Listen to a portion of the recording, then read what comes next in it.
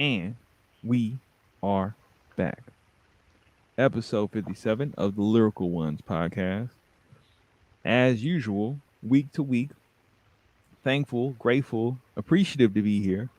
I am Cineo, and I'm joined, as usual, with Alfluent. Alfluent, how are you doing this week? I'm doing well. We on the eve of the Tokyo 2021 Olympics. Um, Stuff has gotten real. People was calling for boycotts. People was calling for uh, exceptions. People was calling for the invasion of New York to be different than it was, and the Avengers to come together to make sure Shikari gets to Tokyo. But it's not going to happen that way. It's not what it's looking like. And you know, as a as an athlete, as a coach, as a trainer, as a competition enthusiast, I understand people calling for like having their own stuff as people of color and as marginalized groups, that people have their own stuff. But there are people who have been working for years to get this opportunity to be in the Olympics and represent the represent the ideals that can move the country forward. And there are a lot of people of color, there's a lot of minorities who will be representing their teams and their gyms and their crews and their sports within the Olympics. And they need support. It's really hard to get funding actually to get everything the athletes need, especially in Olympic weightlifting, to travel and have all the resources they need in the Olympics to train, get the coaches, get their food. All that stuff is really uh, a challenge, just to even make it to trials to qualify for the Olympics. So those athletes need our support. Team USA, needs our support, regardless of where we think the country is now. Um, we've always had things in the country that need to get better, and a lot of times the Olympics has been a great stage for the world to talk about the issues that are going on in the United States and around the planet in terms of civil rights, in terms of equity, in terms of rights for trans people and queer people. Um, and so, like, in the light of that and of the wild stuff going on uh, in the United States, I'm in a great place of gratitude and just a little bit of hyper awareness that taking care of home and making progress in your home and in your close relationships is just as important as advocating for rights on a large scale in a public platform. How you feeling today? I'm doing good. I definitely appreciate what you said around taking care of home, right? Advocacy and support and focus on the growth of what home is and what home means. And, not to, there was an interesting conversation I had came across around grammar and double negatives and slang. And someone made the criticism that, in slang, don't use double negatives, such as, for example, um, I ain't never, right? I ain't Not never. And I'm nobody. like, not nobody. Now, the thing is, to me, some people can't speak slang, right? Some people can't, right? Some people, it's I seen it was an intellectual discourse between two men of color talking about, right, on one perspective, Don't do it. And the other perspective was like, when you talking slang, all that go out the window. The most important thing is comprehension, right? That's it. It's a different language. You can't hold the rules to the standardized American English variations, right? This is a totally different dialect.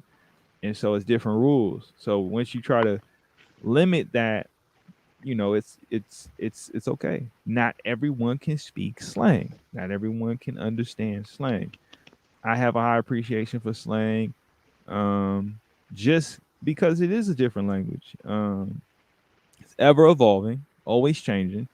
And yeah, I was thinking about that and going into that context of home, right? For everyone, home means something different. Home might literally be a place, or it may be a person, it may be a situation, it may be a variety of things. And so when you talk about the growth of home, I think of my family, and my family is, my wife and the immediate people that I love and care for, and try my best to show up and be present every day. That don't mean everybody. Don't mean just because you related, right? It just means I'm gonna be my best for you, and whoever you are home. So I'm glad you said that, because it brings a lot to light. And it's a lot going on in the world right now. It's a lot happening. And I mean, where do you want to take it when it comes to what's going on in the world? What strikes your mind? Man, I'm praying for the folks in Haiti, um, in the country of Haiti, off the south coast of Florida, United States, right, right next door to the Dominican Republic, um, literally next door. Um, they share the same bodies of water, they share borders, um, but they get treated differently historically by the planet. Um, it's just as beautiful as the Dominican Republic. Um, in some ways, to some people, it's more beautiful, um, because of its political history and its sovereign history, its sovereignty, its journey to sovereignty. Um, excuse me. And their uh, their president was just assassinated, um, and anytime an assassination happens, I always think back to um, different wars that have happened um, throughout history, and how oftentimes the the assassination of a world leader, of a country's leader, um, leads to scuffles, um, and leads to collateral damage of innocent people. Um, but usually, when that happens, something's about to jump off, and usually when that happens, is some stuff that's happened behind closed doors, and some things that have happened behind the scenes that have been overlooked in the news stream. Um, things that somebody may have been called crying wolf about. But I think there's always some people that knew it was coming, and some of those people know what's coming next. And so for me, that I think that assassination worries me more than an outbreak of the Delta strain of COVID-19. Um, it outweighs the California state capital of Sacramento, um, mandating for people to wear masks in the Capitol building, whether they've been fully vaccinated or not. Um, and it outweighs, you know, whether Kelly Oubre stays with the Warriors or leaves, and it outweighs who's going to win in the NBA Finals. Um, that's a major thing you know to happen to a country that's predominantly of African descent. And yeah, that I just think about the places where people of the African diaspora can feel safe. Um, Sometimes it's really hard to feel that way in in California, in San Francisco, and I think about, at times Haiti's been really safe for people. There's a lot of Haitians, people of Haitian descent in and around the United States of America, um, as you know, born naturalized citizens and native who folks who was born here of Haitian descent. And so, like for me, it's just like when when things become tumultuous in places that have been home and safe havens and places where Black people can retreat to find rest. It always like makes me feel some type of way. When I was younger, the the swimming pool in my neighborhood, named after Martin Luther King Jr., um, the roof collapsed, um, and it needed to be renovated. But right, the need to be for it to be renovated had lasted, way before it actually collapsed, and then it was not immediately. The renovations didn't start immediately, and that was the indoor pool closest to, a dense population of people in the neighborhood, and it was inaccessible, and it was underserved, and when communities are underserved, it's really hard for them to be loyal, hard for them to be patriotic. It's hard for them to be understanding when bellies are empty, as they say, um, and when there's a lack of safety, then folks are in survival mode. And when you're in survival mode, it's not about morals or integrity. Um, it's about making it to the next day and making it the best decision to get you there. So um, I'm kind of hurting for the folks in Haiti, um, because that chaos, can lead to a lot of violence and lead to a lot um, of uncertainty on the ground level in communities. We saw in America just people, act out of turn basically off of, off them being, butthurt about how an election went when they had a chance to vote. Um, and there was so much voter suppression that, it don't even make sense why they was upset about it. But, I can only imagine what could happen in the next few days for Haiti. Um, so yeah, like that's where my mind is at right now. Just like the my heart is at, like the safety of folks in Haiti and Haitian folks abroad outside of the country.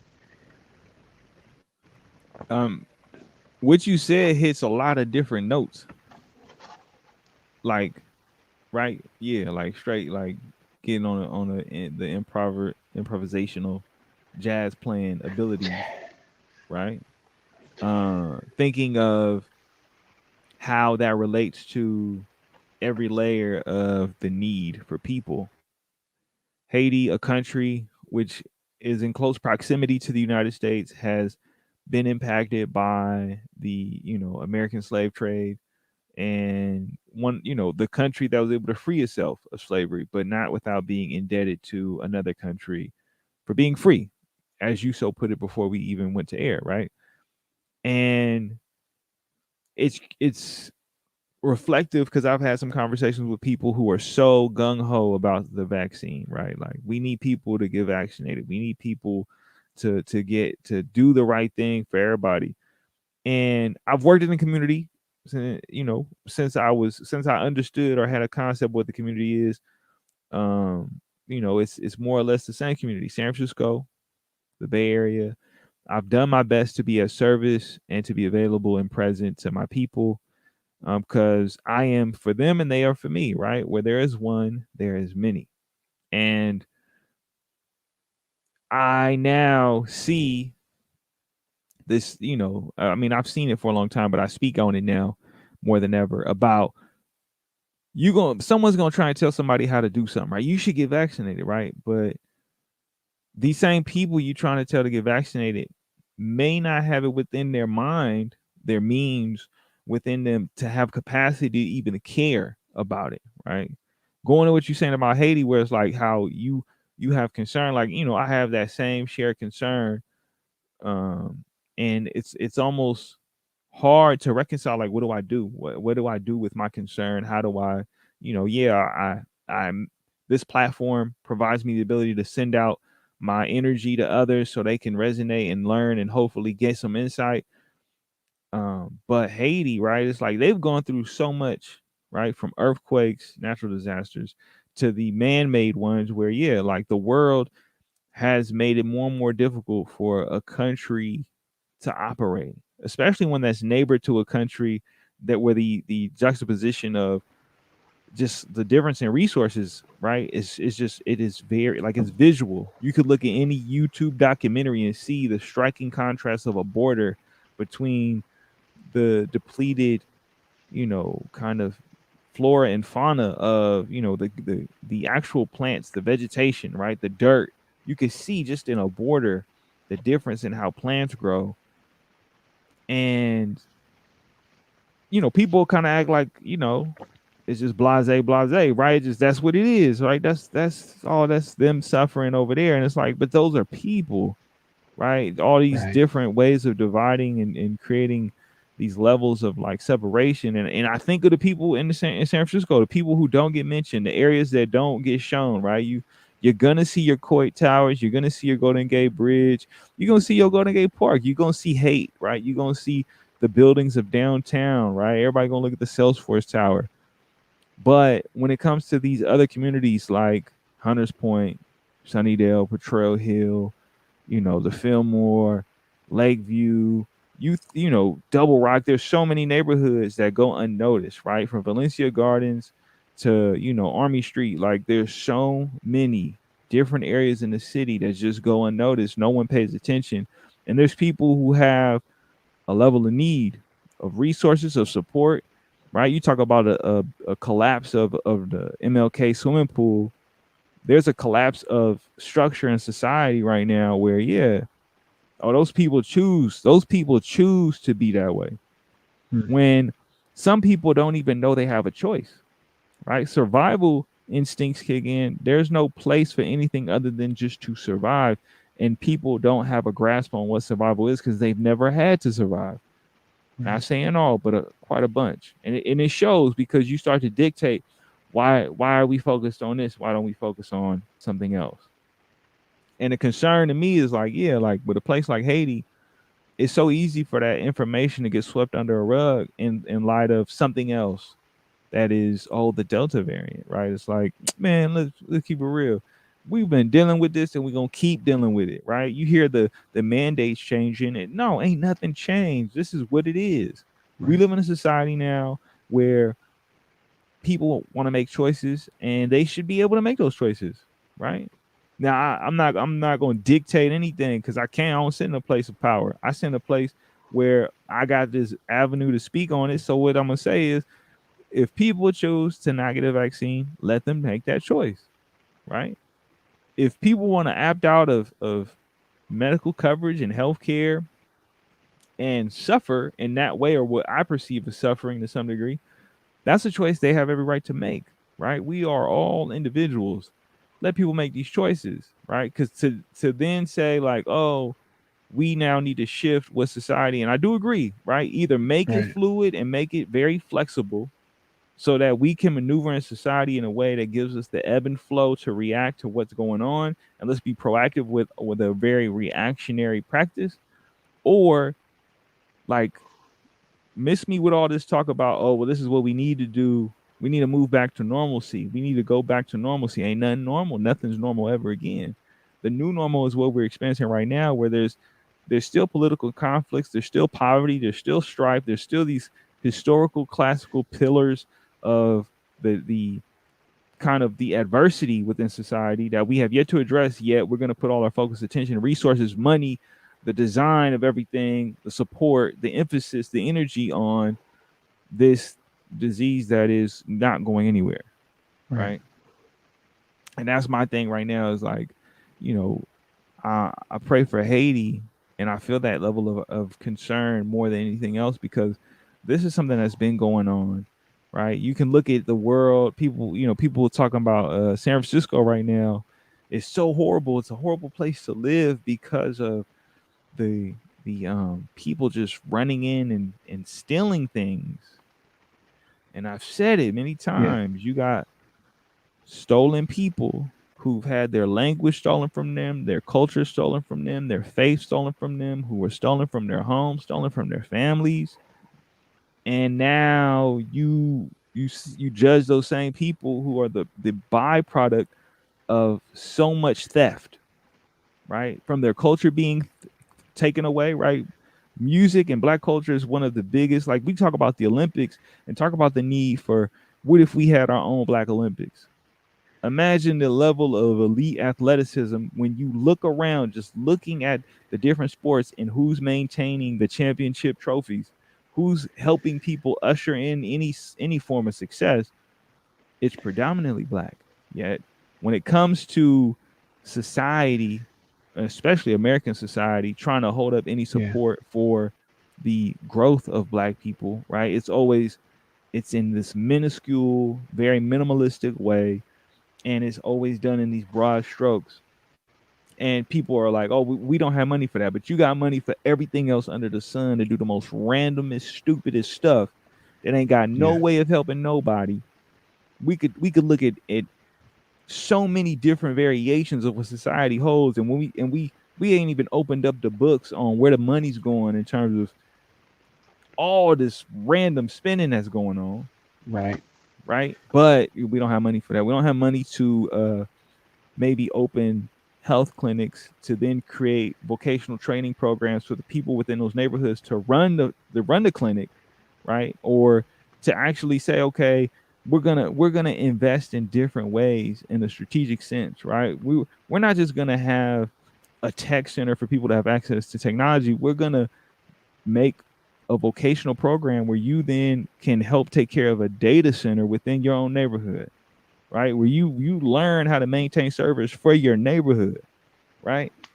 And I'm just saying random stuff because I don't hear or see anything, right? I hear, Right. oh, let's get rid of something, and we ain't got no plan in place to bring something new in, right? I Right. hear But you people hear the problems complaining. though. Right. You I hear hear the all the problems. problems, right? Right. But as soon as you start bringing up answers, people want to start getting shifty in their seats, and it's like I have concerns not only for others in other countries, but I have concerns for the ones that are right here, that are right to the left and to the right, right in front of me, right behind me, all around me, right? I hear people complain about what they see on the news, yet I still have yet to see people really strategically do anything different other than what's been done time and time again, right? It's like, oh, we're gonna, it's people. It's so many different layers. There's people who just want to be left alone in society, who don't want no part to participate in any form because that's kind of what's given to them, right? Is like, I'm just gonna get by. And then there's people in society who can't because they don't understand that, how did I get into circumstances where it's unsafe for me to live or go anywhere outside of the confines of my current home, right? Those are very big extremes. One, people can, like, I see it as all psychological. Whether you're a person who's like, I ain't with nothing, I ain't involved in nothing, I just want to be left alone, right? There's a psychological aspect to that withdrawal from society and trying not to participate in any way, and other just trying to get by, just trying to live. And then the other is I'm gonna get it by any means, and I'm risking my life with the decisions that I make. Right? Maybe a high reward for something that's momentary, or has more to do with a sense of instant gratification than it does with long term success. But that's psychological as well.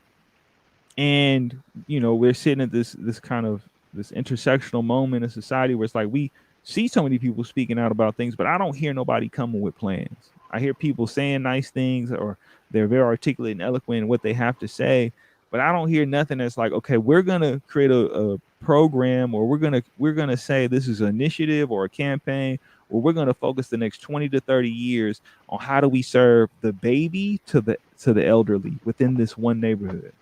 And we're going to duplicate that across this metropolitan area where it's such dense and very adverse living situations that, yeah, we don't, what do? We tear down what was to build something new, and it turns out being the same exact thing because you never change what was going on. You might change the structure, the physical place, the building or the houses, but do you ever really help change people's lives? Right? Do you provide them with resources in a very succinct, consistent, and constant way, regardless of the ebb and flow? Right? Because I'm a firm believer, if you show up and you're present and you're intentional with it, things will change. But I've seen so much in the way of people saying they're there, but they're not really there. They're there for happenstance and pictures. They're not there for the work. Right? They're there Right. to say they did it, not to say that they're trying to do it and keep doing it. And that that's it's on my mind only because, yeah, this whole vaccine situation where people are becoming judgmental towards others for their reasoning. I'm not one to judge others for what their reasoning. We got a conversation about the why, but if we're not going to talk about the why, then all we doing is creating further lines of division to not understand each other, to not have a Right. dialogue and a discourse and a discovery of information to help support us in a more positive and therapeutic, like, future. True. UFO, come get me, bro. But that's the thing, right? It's like all the problems are, easily accessible in terms of identification of what they are, and then policymakers and program directors, often don't enable the people that they hire to do the job that they hired them to do. Um, and we see that to be prevalent in a lot of different fields. And like I agree with you also. That's like as much as we have international issues. Um, the domestic and the local and the hyper local issues are in our face and been in our face for a long time, and the funding somehow escapes the the need, right?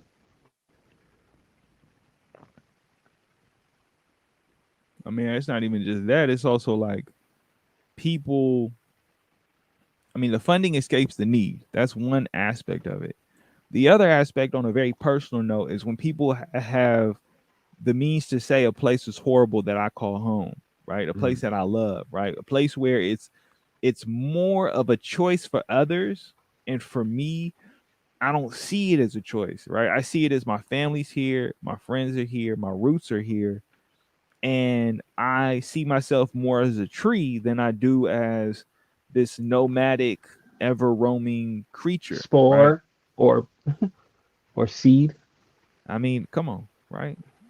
What's going to trickle down, right? What's coming from the top down versus, oh, I'm this ravenous thing, right? I see what I want, I take it, I have it, it's mine. I don't want it anymore, I throw it away. Whereas for me, it's like, nah, I'm a part of this. I'm gonna have a relationship with you, and I want to be responsible and thoughtful and careful of my relationship in every Right. aspect of all things. And I see that for some, it's a very exploitative, one-sided relationship, and for others, they're trying to find how to create a state of harmony, right? A state of this harmonious, just leveled, equal, equitable, just maintaining what's there in a sustainable fashion. Because the rhetoric, the conversation, the need to include these perspectives that have no real, like, no heart, no love, no context, no experience, other than like maybe a specialized, specific perception of like business, right? I've only done business. I've only done, okay. So you understand what it means to generate profits and to get money. I get that, and that is within a finite confine of a structure that doesn't include everybody who's been traditionally marginalized over time. Like it's to the point where like we're seeing how salty our fellow citizens of this country are, right? Yeah. How our fellow citizens are like, all right, we need to change the voter laws because we made it too accessible, right? And it's like that's crazy. Like instead of making it more accessible to be more accepting and inviting to other Americans, or to create a conversation to say why maybe it's worth joining our party, right? We've said, you know what, this is it. We've reached the maximum of what we can allow for people to change their minds. Even though people change their minds every day, people change their minds all the time. But when it comes to this political affiliation, this two-party system that we've like, you know, Kanye was in the middle, the last one, right? He was vice president of like he was going for vice president in the middle, right? Right. But you know, I know some people that voted, and I'm like, man, shout out to you because you risked it for the biscuit and you was bold, right? But at the end of the day, the writing was on the wall in terms of this two-party system. We got half the country that supports this individual who is a representation of kind of hatred on varying levels, right? You could really hate tomatoes. You could, right? Tomatoes ain't gonna say nothing to you. They not gonna do nothing to you. But if they get caught up in your salad or your burger or whatever, you just hate them. You just cannot stand them, right? And I don't say that to minimize people's hatred towards other people. I say that because there's some of that that's happening on many levels, and it's on both sides of the aisle. But you know, Right. oh boy, T. Rumpus, he definitely was able to galvanize and bring together part of the country that has felt ignored in many respects.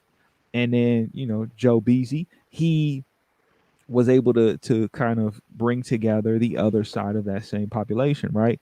And we're seeing now, right? It just seems like it's monotonous. It's this revolving kind of circular movement of political, you know, satire. It's like this is a play. This is a play that just slightly changes from one version of it to the next. And you know, I've grown tired of it. I have a lot of distrust towards it. You know, shout out to the people who aren't really ready to get vaccinated because it's not so much about science as much as it is, you know, political. You know, it becomes a political ploy, right? If Joe Right. Biden says I have a goal to vaccinate citizens, now it because of your association of a political figure and you now are saying that yes, you want to help take care of the people, but you as a political figure have now tainted my relationship to my health. Right. Like that's the world we in, right? We I feel like we're in a place where some people got it and they can have a conversation, and a lot of people don't. A lot of people just don't have it. A lot of people are so withdrawn from critical thinking and having a thoughtful conversation, and even immersing themselves from with people who have different perspectives than them, that Right. now it's like I just want to hear more of the same. I want to hear something that makes me feel comfortable rather than may be somewhat adverse, right? And I mean it's a really, you know, I think of that when I think of Shikari, right? Shikari Richardson, right? She's a track star. She's a young black woman who is vibrant in her energy and expression.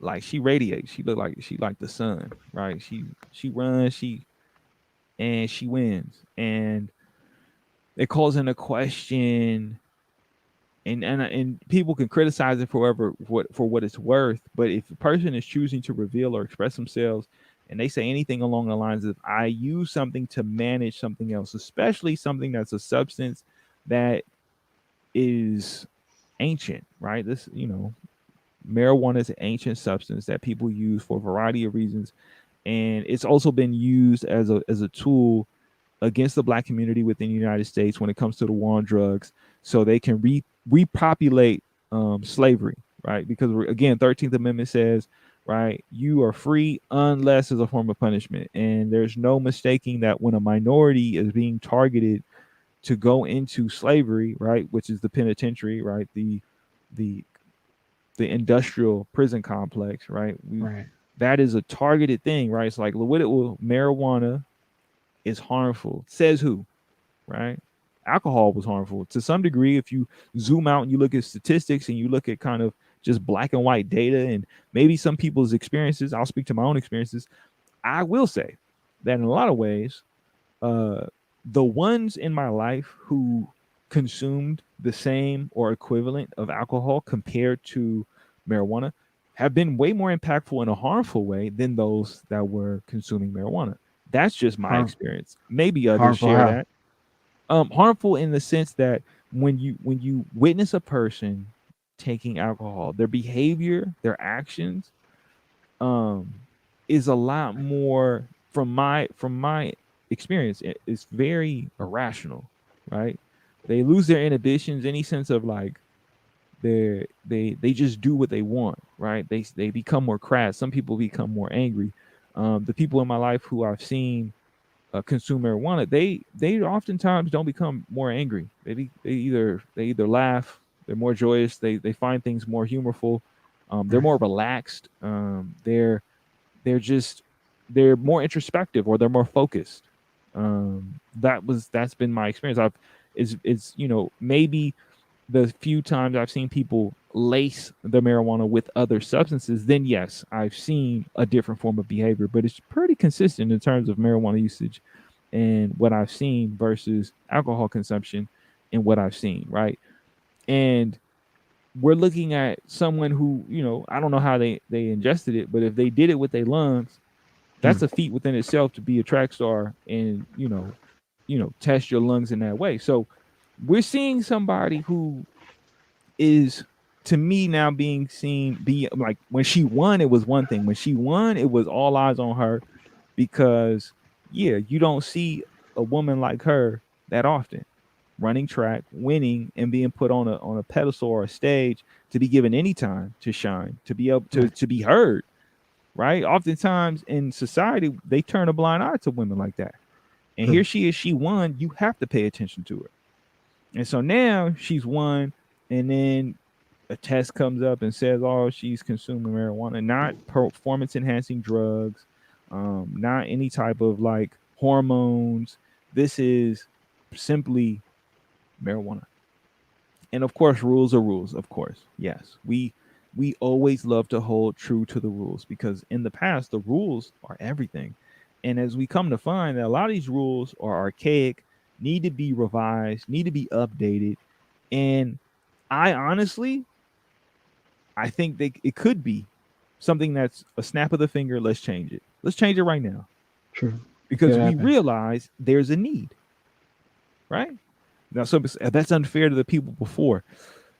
Are we talking about fairness? Right. That's a big complex conversation because, I mean, is it fair what Haiti's been going through?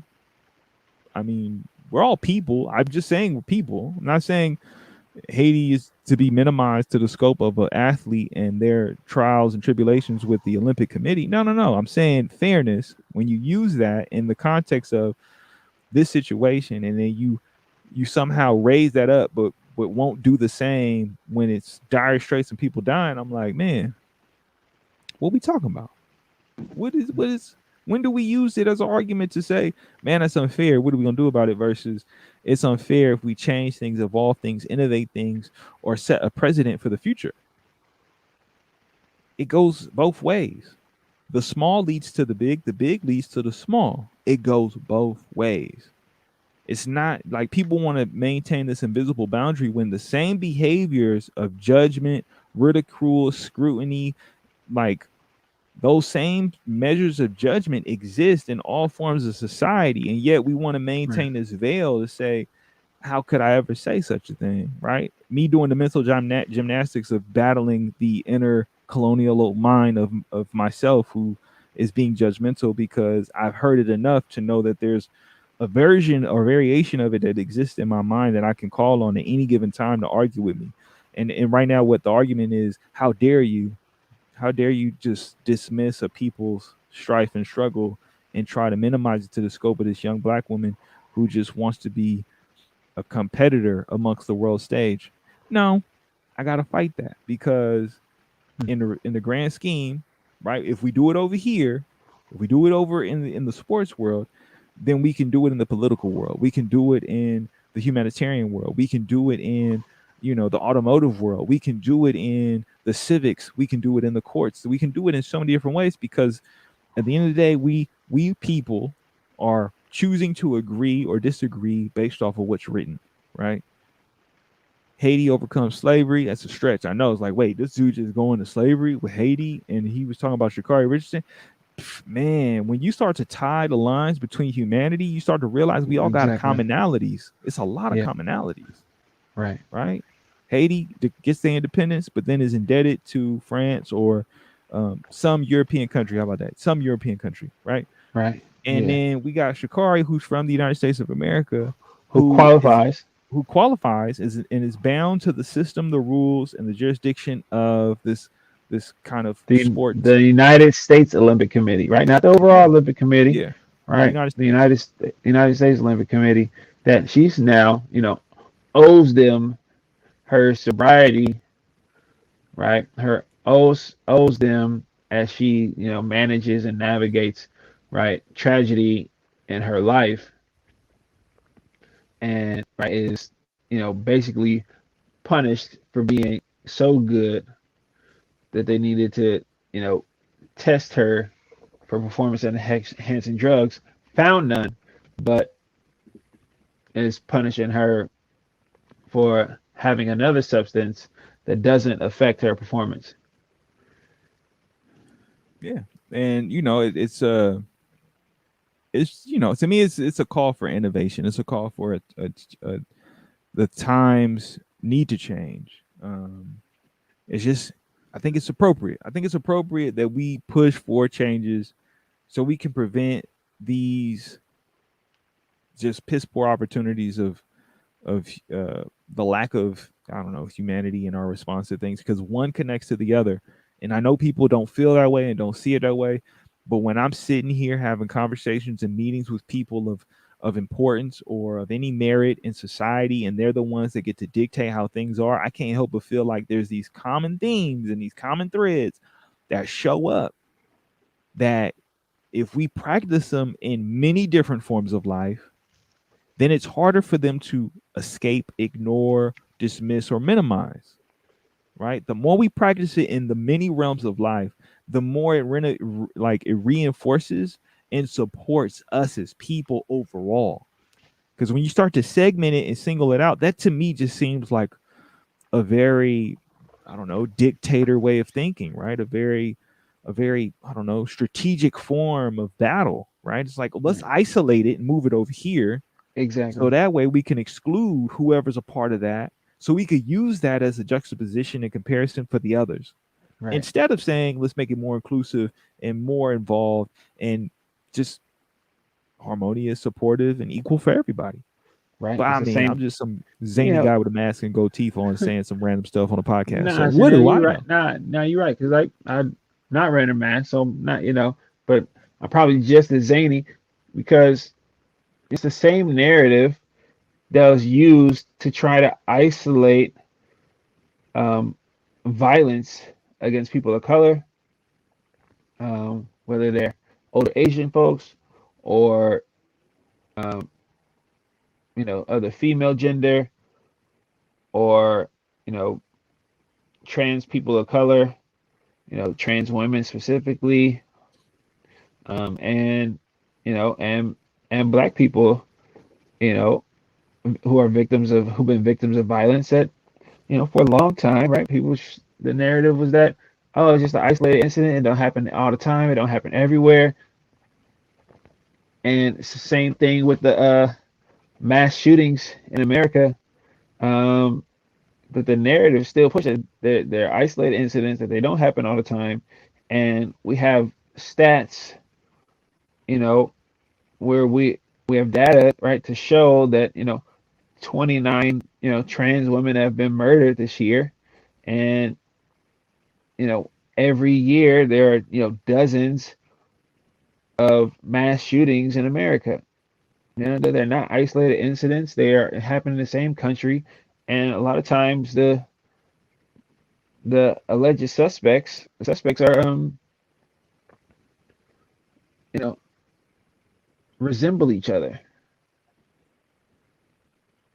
But they're not isolated incidents. But the goal, the narrative is to say that, what happened to these victims or happened to this group, right, is something that we should not worry about. They're not targeted. They're not specifically targeted.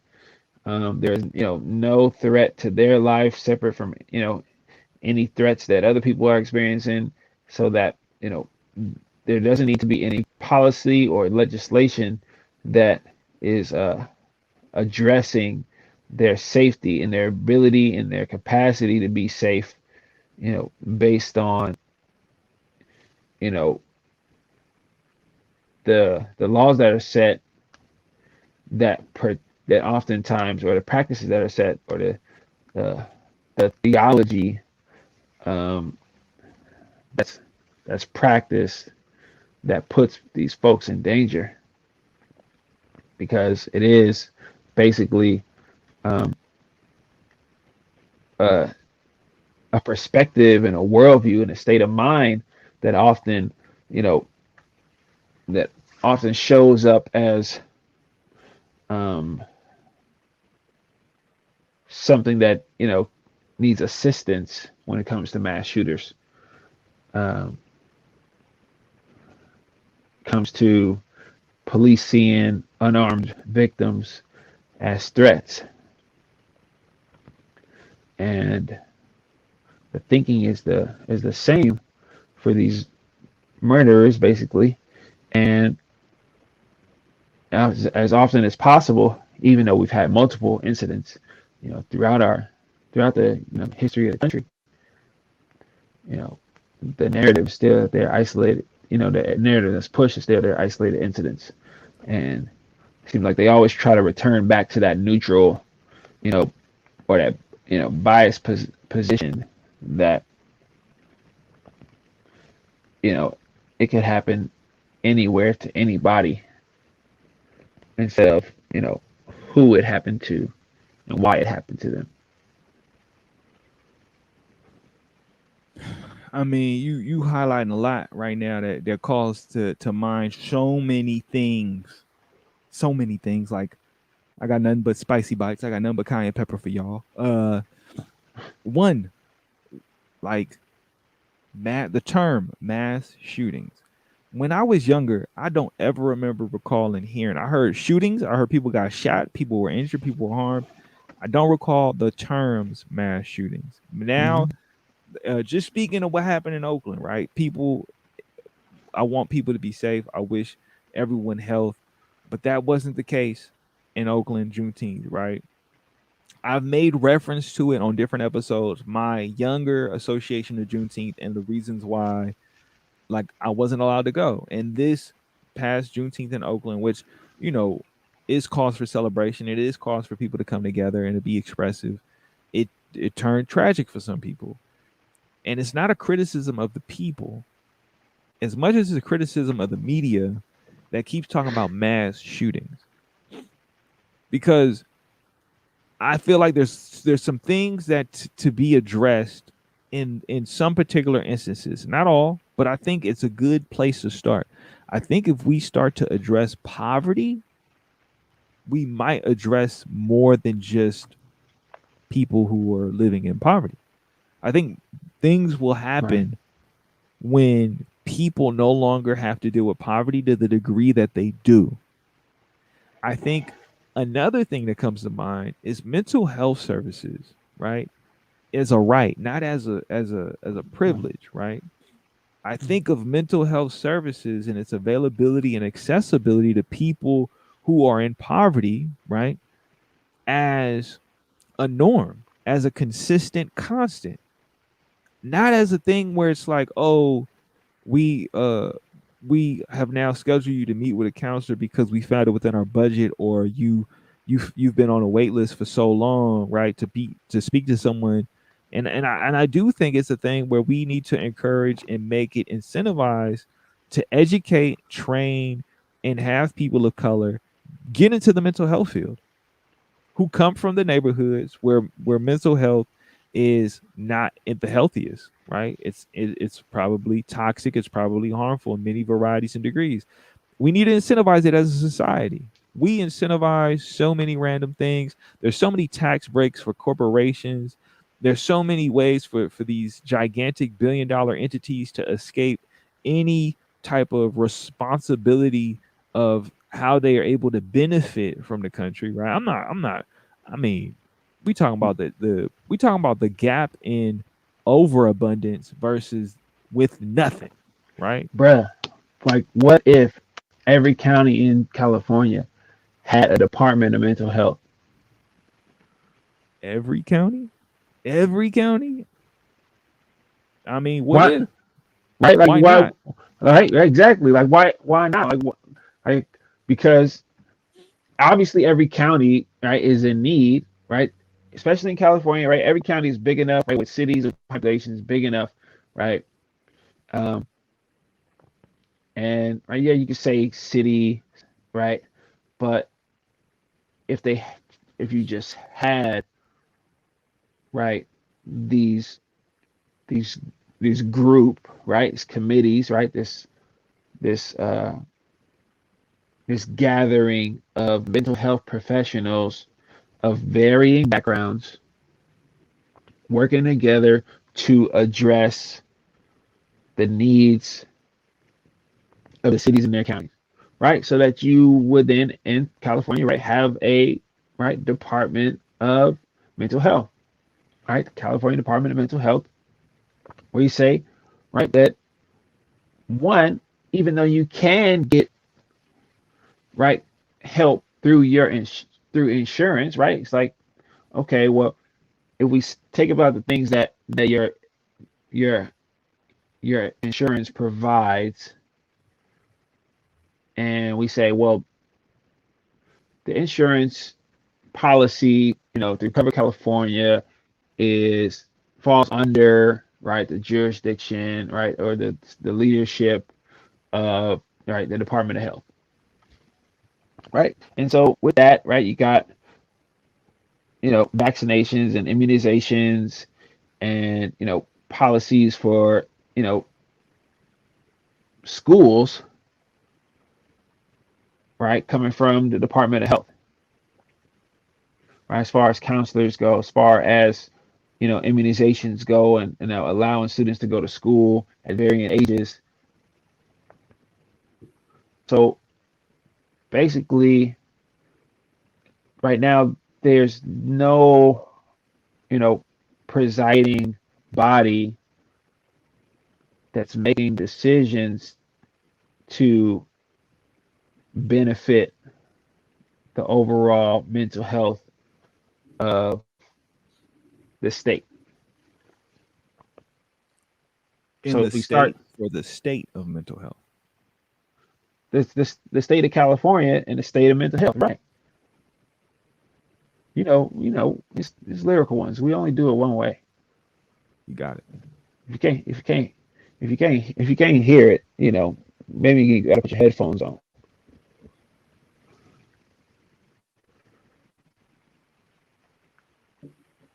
Gotta break them down for them, if, so they can hear it. But it's right. Right. It's no presiding body, over the state of mental health in the state of California, and that's a tragedy in itself. It's like you said, right? It's like coincides with folks who are experiencing poverty and navigating poverty, um, in the country, in the world. We say, okay, well, this person is going through this situation, and then they say, okay, well, this person then has a history of visiting these facilities, or you know having a regular appointments, or regular suggestions of getting psychiatric help, getting support for their mental health, um, regular suspensions or dismissals from school, um, and folks are allowed to you know I guess operate under their own right authority and their own you know their own tools, for managing and coping till somebody gets hurt, and then they go into the justice system, who says, oh well, this person is either right in need of mental health support or is not in need of mental health support, and they don't always get it right, nor do they always get it wrong, but they're always too late. Man, just be playing catch up over and over again. While Like, people are dying. yeah, while people are dying and suffering. Like, it's making me think about when I learned a lot through work, through the experiences I've had. I've made choice decisions to work at certain places because of my care, concern, and empathy for my community and the people around me, the world that I live in. I learned that children who exhibit, you know, what would be maybe troubling or problematic behavior within a classroom, more times than enough have either a concern or a worry for a family member, for an adult, live in an environment where two or more adults that they love or care about don't get along and they want them to get along, wish that they were closer to one of the adults that they love or care about in their household, or had experienced something or seen someone else experiencing something that was traumatic, right? That disrupted their world. So they would act out in class because they'll get sent home.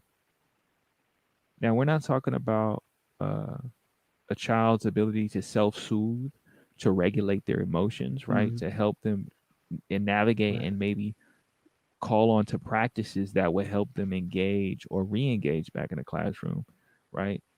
And it may be hard for a child to accept what they've gone through, but if there's no point of discovery to even get to that point to understand, which I remember growing up, I would learn more about my fellow classmates than the school ever would, right? What they've been through, what they experienced, what has gone on, and that's because I prided myself on my own traumatic experiences growing up within my family, between my mother and father, always trying to mediate their conflicts and try to resolve them since I could talk.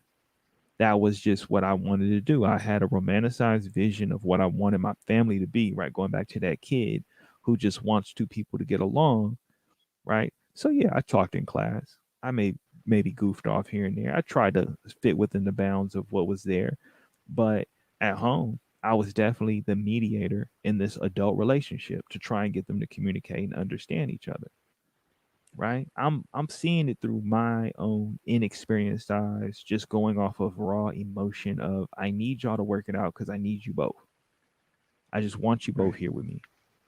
Right. Now, I take that and I refine it and develop it within school. And I'm able to exercise the same practice with other people. And I'm starting to learn more about people. But as I get older and older, I find out I know more about my classmates than the school, their parents, or the world around them would ever care to know. Because I have a belief that everybody's important. I have a belief that everybody is special. Everybody has their thing. And if you give them enough time, they'll unravel and they'll show it to you. And when I speak, I'm not speaking on some grandiose, utopia. I'm not, because I know there's always going to be someone who's going to be anti or against, who just wants to just be different, right? Everyone's going in one direction. Then there's going to be the outliers, or there's going to be the ones who want to repopulate a different way of thinking, a different mindset. I get that. It comes with the territory. But I do see a lack in the society I participate in, and I just want to share. I want to capture it. I want to leave it here on episode 57 of Lyrical Ones, to give it to people to think about, to really give people the time to ponder and wander within themselves. When or how will you challenge society to show up for you or the people around you? I have my criticisms, I say my things, but yeah, really thinking about how each one connects to the other and how it's never in isolation as much as we want to think so, right? I leave my personal life at home. Then why you being a butthole at work, right? Why are you being mean? Why are you being a meanie toward a leanie to others, right? Why are you being harmful if you leaving what's happening at home inside the household? That's because you're not. You carry it with you, right? Your energy is impacting me and it's impacting others, but because a lot of times people don't want to speak on it, right? We maintain these very fragile veils, and they're not boundaries. They're just us living through different layers, and it can be seen, it can be heard, it can be felt, but we act like it doesn't exist. And I've always been like, nah, I ain't that person, right? Where I see it, I'm gonna speak on it, not in a harmful way, but in a way that's trying to get to the core so we could evolve. And Right. I just I think of that when it comes to the aspects of mental health, because I don't see mental health as this outside thing. We all literally are just our brains. That's just what we are. Where my hand movement, my gestures, my expressions, my consumptions, everything, my mind is governing so much of it. I think it's essential for us to have a different relationship and a different kind of basis of understanding of what that is. So mental health is paramount in all forms, because whether it's the people experiencing the trauma and pain of the assassination, or the trials and tribulations that they're going through as a country, whether it's a young woman who's just experienced a tragedy she's trying to cope with, whether it's how we view the land that we live in and we start to express ourselves in a way that says it's dangerous or harmful or toxic, whether it's people not able to access healthcare or don't have a relationship to healthcare. Our mind is dictating every point at every venture. And I think it's paramount for us to have some base, some structure in society where people can find some support for their own mental health, to build that relationship and to start that process of discovery.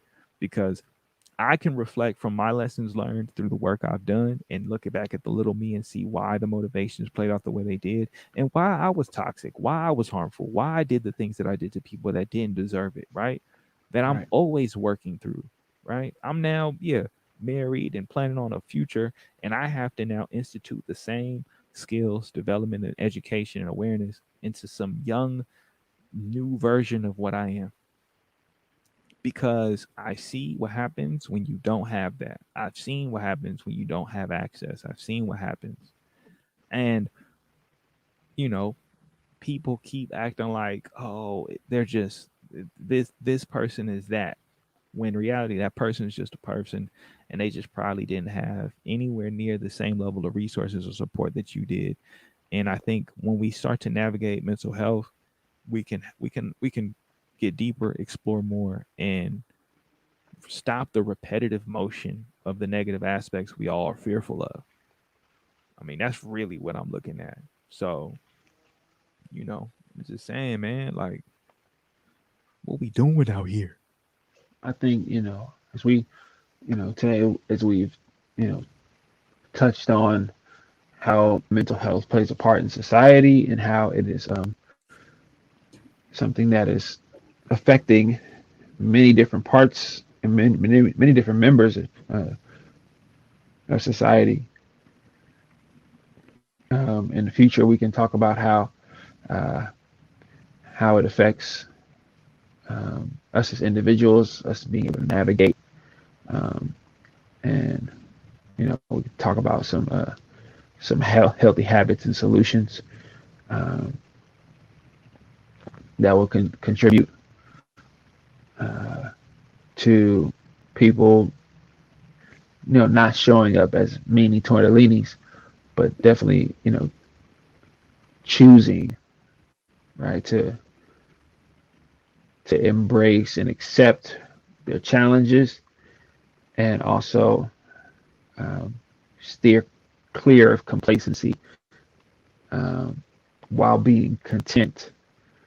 Um, which is not an easy thing to do, but just like want more, want more health, want more joy, want more happiness, while still accepting, the sadness and disappointment and frustrations that exist, um, and not being in denial, disappointment, but understanding, the expectations that breed disappointment, and then also that the end of the world um, is not as always as close as we think it is when we're under stress.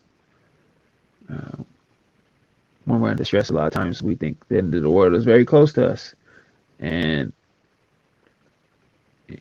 and like they say, things seem appear or they're closer than they appear. Uh-huh. Like And the in this case, Tyrannosaurus Rex pulling up right, on Jeff Goldblum in the back of the Jeep. right, nature finds a way. In reality, right, they're not as close as they appear. End of the world is not as close as it appears when you're reflecting on life. Yeah, Don't yeah, self destruct, y'all. yeah. Don't Yeah, be no, I tripping to self mean, destruction either. Don't try not to. Let's try not to race towards zero every time for we get to real. take a step ahead. Let's try not to take too many steps backwards. Um, Look, man, we it's about not to it's see. it's We it's not have a the ability. prerequisite for growth. I'm just saying, who wants to join me? See, this is real now. This is real. This is real now. It's so It's real. it's Who real. wants to join me in interdimensional travel? I'm saying this as a proposition to all of you. Spread the word. Not saying it because Well, I'm you know what I'll be promising doing. it. I'm saying we have the ability to travel to other lands, other planets, other times, other societies, other places. Rick and Morty is just a glimpse of the truth because the aliens are waiting on us to get it together, right? We get lost in our own little civil conflicts where we want to blow each other up and kill each other. And they're just like, why would we extend the magnitude of technology that we have at our own grasp to these human beings When it's who gonna want use to the self kill, destruct. harm, and destroy each other, right? When we want to, but we need to see that they can overcome such trivial things, right? I know it's like, how can you minimize the death and the pain and the violence? It's not to say it's trivial, it's to say that if we keep holding on to those things as a reason to repeat the same trauma to a new generation or the next person in line, we will never get out of it. It will just continue.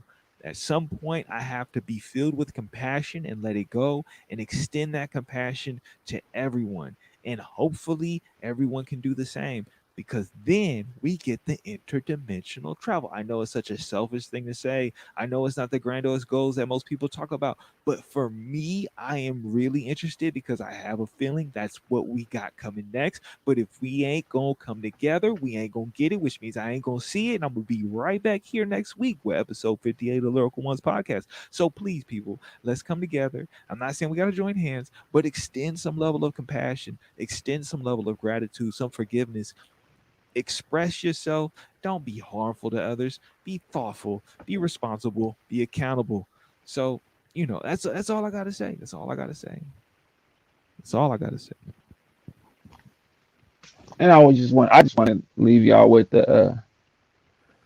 the idea that finding your voice, um, that you're comfortable with, that you're proud of, that you're confident in, does take time, but it takes effort, and um, effort is free. Effort is free. Um, it's no real, it's no financial overhead, um, and that effort can help you to tell people how they can be there for you. Um, and also tell people that you may not need them to be there for you, and that's okay too. Um, but when you are in need and you're trying to decide on, who is safe for you to receive from, um, you can tap in with lyrical opposition and the lyrical ones. Um, and we locate resources, we locate trustworthy businesses and organizations and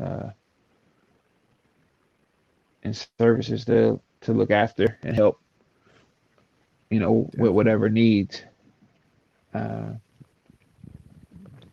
you know, we got a writing workshop coming up next week, um, Tuesday afternoon West Coast time, 5 p.m. East Coast, 2 p.m. on the West Coast. Okay. Uh, check out the Lyrical Opposition Facebook, Lyrical Ops uh, Instagram. We got some uh, we got some facilitators who are gifted. Um, we got a trans co-facilitator um, who blessed us this past week, and we want to continue to give a platform and elevate the voices, the expertise and the experience of our siblings in this life who who who live very complex lives, more complex than some of us, and the complexities of their lives make learning about their lives much more fulfilling and enriches our lives. Um, just remember that the complexities of your neighbor, the complexities of those around us in their lives, um, can only benefit us. It doesn't, destroy us or tear us down, um, but it enriches us, and they lead beautiful lives in their complexity, and it's so much for us to learn.